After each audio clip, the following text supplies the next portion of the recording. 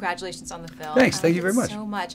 And when I first heard the title of the film, I think because I'm such a Disneyland freak, my mind immediately went to, okay, this movie's about Disneyland, and it's about the rides in Disneyland, but it's not about that. So tell me about that a little bit. No, it was, although it was inspired by the original blueprint to Disneyland that Brad and Damon found down in the basement at Disney. And they showed it to me. They put on white gloves and they rolled it out. And then they take a black light and they went over the top of it. And there's an entire other blueprint written in invisible ink for a Disneyland to have been built underneath that Disneyland. I mean, a Tomorrowland to be built underneath that Tomorrowland.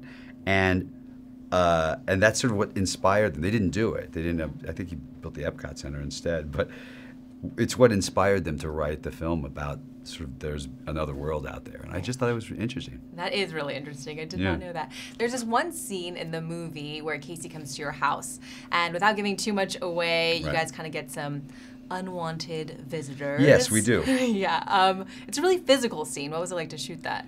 Well, it was funny, you know, I'm laughing about it because, you know, when I did movies 15 years ago or something, I got to punch somebody, I got to sort of win all the fights, and now I lose all the fights. I just get my You give it your best kicked. shot, though. I take a swing and get beat around all the time.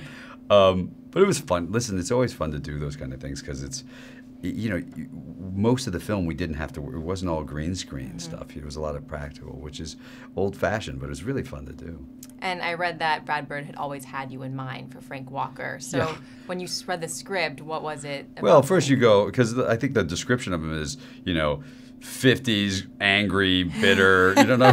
You're like, wow, you thought of me when you were right. Thank you so much, Brad. It was really, listen, Brad and I have been trying to work together for a few years. He had another project for a while. And I just think he doesn't make bad films. He's never made a bad film. And I wanted to work with him. He brought this, and I thought this is the perfect one for me and perfect for us. So you really liked working with him? Yeah, he's great. Yeah. You know, he's one of the sweetest guys in the world, you know. Yeah. I'd like to say something rotten about him, but I haven't. Think of something. I will. He's a drunk. He's always drunk. There you go. He likes to have a good time. That's how I like That's the way you put it. Before I let you go here, when people leave the theater, what do you want them to be talking about?